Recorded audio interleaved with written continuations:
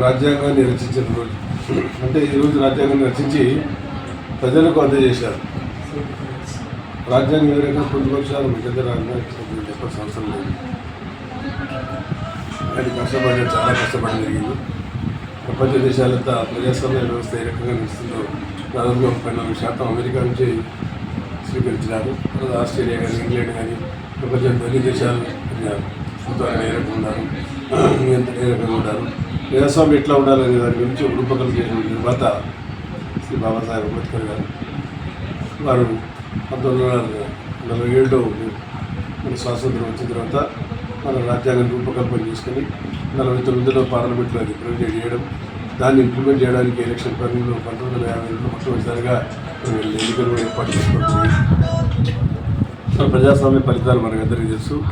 ఈరోజు బాబాసాహెబ్ అంబేద్కర్ గారు రచించిన దానివల్ల ఈరోజు ఎంతోమంది పేద వర్గాలకు, బలహీన వర్గాల వారికి అందరికీ కూడా ఉపాధి కలగడం జరిగిందని చెప్పి ముఖ్యంగా తెలియజేస్తాం. కాబట్టి మన రాజ్యాంగాన్ని మనం కాపాడవలసిన అవసరం ఉంది. రాజ్యాంగంలో కూడా చాలాసార్లు మార్పులు చేర్పులు జరిగినాయి. అయినా సరే రాజ్యాంగాన్ని మనం పటిష్టంగానే ఇంతవరకు కూడా నడుపుతూ ఉన్నాం. కాబట్టి ఈ రాజ్యాంగాన్ని వారు రచించిన నిర్మాత కాబట్టి వారిని స్మరించుకోవాల్సిన అవసరం ఉంది. ఎంతైనా మరి అందులో భాగంగా ఈరోజు నేను ఊహించాను. సరే ముఖ్యమంత్రి గారు చంద్రబాబు నాయుడు గారు 14-19లో కర్నూలులో బెంచ్ తీసుకొస్తారు, హైకోర్టు బెంచ్ని ఏర్పాటు చేస్తామని. అప్పుడు మనమంతా ఇంకా కొత్తగా అమరావతి డిక్లరేషన్ అయింది, కానీ మేము అందరం కర్నూలుకి వచ్చేప్పుడు ముఖ్యమంత్రి ఆగస్టు 15 సీఎం అడిగినాం క్యాపిటల్ కర్నూలు పెడితే బాగుంటుందని. లేదు క్యాపిటల్ ప్రజలకు అందుబాటులో పెడదాం, అందరం కూడా బాగుంటుంది, అమరావతిని పెడతాము టికెట్ తీసుకోవడం జరిగింది.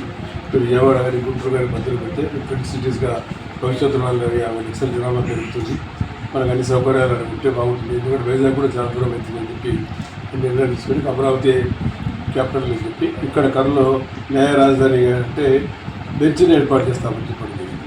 సరే దాన్ని ఈరోజు నేను ప్రజెంట్ చేస్తాను, రిజర్వేషన్ చెప్పి నేను ఊహించలే. నేనే దాన్ని మన అసెంబ్లీలో కానీ కౌన్సిల్లో కానీ ఆ రిజర్వేషన్ చదవడం జరిగింది, దాన్ని అడాప్ట్ చేయడం కూడా జరిగింది. అడాప్ట్ చేసిన తర్వాత ఎందుకంటే చాలా 7-8 రాష్ట్రాల్లో కూడా హైకోర్టు వేసినట్టు ఉన్నాయి బెంచ్లు. మన రాష్ట్రంలో కాదు, జనాభా ప్రాతిపదిక గురించి చూడడం జరిగింది. మన జనాభా 159 లక్షల జనాభా ఉంది రాయలసీమలో. విస్తీర్ణంలో కూడా 43% రాయలసీమలో ఉంది. కాబట్టి దీన్ని దృష్టిలో పెట్టుకొని 25% ఉంటేనే చాలు. కాబట్టి మనకు ఒక హైకోర్టు పెట్టడానికి అనుగుణంగా ఉంటుంది. రాయలసీమ ప్రాంతం దూరం ఉంది కాబట్టి రాయలసీమ ప్రాంతంలో పెట్టాలని మనకు గుర్తు విషయంతో ఈ 4 జిల్లాలు అయితే ఉమ్మడి 4 జిల్లాల్లో ఈరోజు ఈ హైకోర్టు ఏర్పాటు చేయడం, అది నేను ప్రేమ్ చేస్తానని చెప్పి అనుకోలే.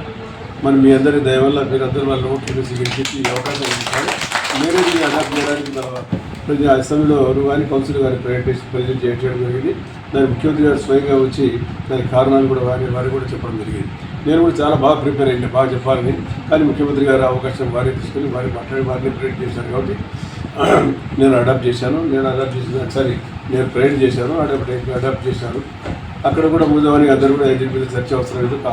మొదటి నుంచి కౌన్సిల్ కూడా అందరూ కూడా కోరిక అదే కాబట్టి మనం కూడా కౌన్సిల్ అసెంబ్లీలో పాస్ అయ్యింది కాబట్టి ఇక్కడ కూడా పాస్ చేద్దాం అని చెప్పి ఆడ రిజర్వేషన్ మూజవానిగా చేశారు. నేను అవకాశం ఏమని చెప్పాను. స్పీకర్ గారు, చైర్మన్ గారు ఉండి టైం అయిపోయింది రండి అని చెప్పి అందరూ కూడా సభ్యులందరూ కూడా ఏకగ్రీగా ఆమోదించినప్పుడు అవసరం లేదని చెప్పడం జరిగింది. కాబట్టి ఆ అదృష్టం మన వల్ల జరిగింది. ఇది కూడా గతంలో జగన్మోహన్ రెడ్డి గారు ఉన్నప్పుడు ఏం చేశారు, న్యాయ రాజధాని ఇక్కడ పెడతారు, అసెంబ్లీ సమావేశాలు అమరావతిలో పెడతారు, ఎగ్జిక్యూటివ్ బాడీ అంటే సెక్రటేరియట్ అంతా తీసుకుని విశాఖపట్నం పెడతారు. 3 రాజధానులు. ఇంకా ఆయన 3 రాజధానులు ఇక్కడ హైకోర్టు కావాలి, మహాల్ దగ్గర కూడా గొడవ చేశారు. న్యాయ రాజధాని కావాలి, ఏమైంది న్యాయ రాజధాని? మన అడ్వకేట్లు కూడా మాట్లాడాను, సీనియర్ అడ్వకేట్ వీర రెడ్డి గారితో కూడా మాట్లాడాను. మళ్ళీ మీరందరూ క్యాంపెయిన్ చేయడానికి వచ్చేయాల్సింది రాయలసీమకు ఇక్కడికి వచ్చేయండి, కర్నూలు తీసుకొని ఉండండి, ఇక్కడ బాధించడానికి అంత దూరం పోవాల్సిన అవసరం లేదని చెప్పి దాని ఇంకా ప్రాసెస్ ఉంది. గవర్నమెంట్ ఆఫ్ ఇండియా పంపాలా, తర్వాత సీజే గారికి పంపాలా, అంటే మళ్ళీ గవర్నమెంట్ ఆఫ్ వచ్చినట్టు పార్లమెంట్ దాన్ని అప్రోచ్ చేసే అవసరం ఉంది. కాబట్టి ఈ అవకాశం మరి నాకు కలిగినందుకు నేను చాలా సంతోషంగా ఉంటుంది. ముఖ్యంగా తెలియజేసి మరి ఈరోజు మన నంద్యాల అడ్వకేట్ సోదరులందరూ కూడా మొదటి నుంచి కూడా మనకు విన్నట్టు ఉండి ఈరోజు కార్యక్రమం పాల్పంచుకొని దీన్ని ఇక్కడికి చంద్రబాబు నాయుడు గారు మరి ఇక్కడికి తీసుకురావడం అనేది చాలా హర్షదాయకం అని చెప్పి వారు తెలియజేసినందుకు ముఖ్యంగా వారందరికీ కూడా నా ధన్యవాదాలు తెలుసుకుంటున్నాను. నంద్యాల జిల్లా న్యాయవాదుల తెలుగుదేశం పార్టీ న్యాయవాదుల సంఘం అధ్యక్షుడిగా రాజేశ్వర రెడ్డి సార్, ఫరూక్ సార్ గారికి, నారా చంద్రబాబు నాయుడు గారికి ఎంతో కృతజ్ఞతలు. కారణం ఏమంటే మేము ఎన్ని సంవత్సరాల నుంచో హైకోర్టు బెంచ్ అని అడుగుతూ ఉన్నాం. ఇన్ని రోజుల వరకు ఎప్పుడే కానీ శాసనసభలో ఎవరే కానీ ప్రవేశపెట్టలేదు.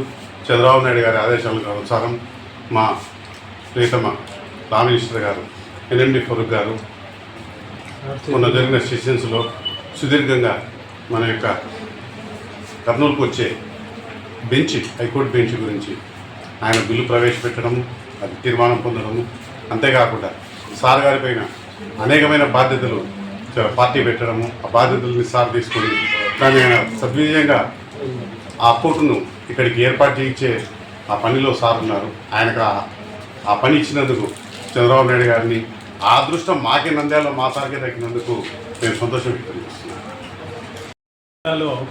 4 జిల్లాలకు కలిసి కర్నూలులో హైకోర్టు బెంచ్ ఏర్పాటు చేయడానికి మన ప్రీతమ ముఖ్యమంత్రి గారు అసెంబ్లీలో ప్రతిపాదించారు. అదేవిధంగా బిల్లు కూడా కంప్లీట్ చేశారు. ఈ అవకాశము మన నంద్యాల ఎన్ఎండి ఫరూక్ గారు న్యాయశాఖ మంత్రిగా దీన్ని ప్రతిపాదించినందుకు చంద్రబాబు నాయుడు గారికి, ఫరూక్ గారికి మా ధన్యవాదాలు తెలుపుతున్నాము. ఇది ఎన్నో సంవత్సరాల న్యాయవాదుల కళ. ఈ 4 జిల్లాల కక్షిదారులకి ఇది ఎంతగానో ఉపయోగపడుతుంది. ఈ అవకాశం కల్పించిన చంద్రబాబు గారికి, లోకేష్ బాబు గారికి, ఫరూక్ సార్ గారికి మరొకసారి ధన్యవాదాలు తెలియజేస్తున్నాను. ఆంధ్రప్రదేశ్ ముఖ్యమంత్రి నారా చంద్రబాబు నాయుడు సార్ గారికి, న్యాయశాఖ మంత్రివర్యులు గౌరవనీయులు ఎన్ఎండి ఫరూక్ సార్ గారికి, వీరిద్దరూ కృషి ఫలవంతంగా రాయలసీమకు శ్రీబాగు ఒప్పందంలో భాగంగానే రాయలసీమ ముఖద్వారమైనటువంటి కర్నూలు జిల్లాకు హైకోర్టు పెంచి కృషి చేసినందుకు మా ఎన్ఎండి ఫరూక్ సార్ గారికి, ముఖ్యమంత్రి వర్యులకు హృదయపూర్వకంగా కృతజ్ఞతలు తెలియజేస్తున్నాము. అదేవిధంగా న్యాయవాదులు కూడా ఎన్నో ఏళ్ల నుంచి కృషి చేశారు హైకోర్టు బెంచ్ కోసం రాయలసీమ న్యాయవాదులు. వారందరూ కూడా మరి ధన్యవాదాలు తెలియజేస్తున్నాం. Thank you.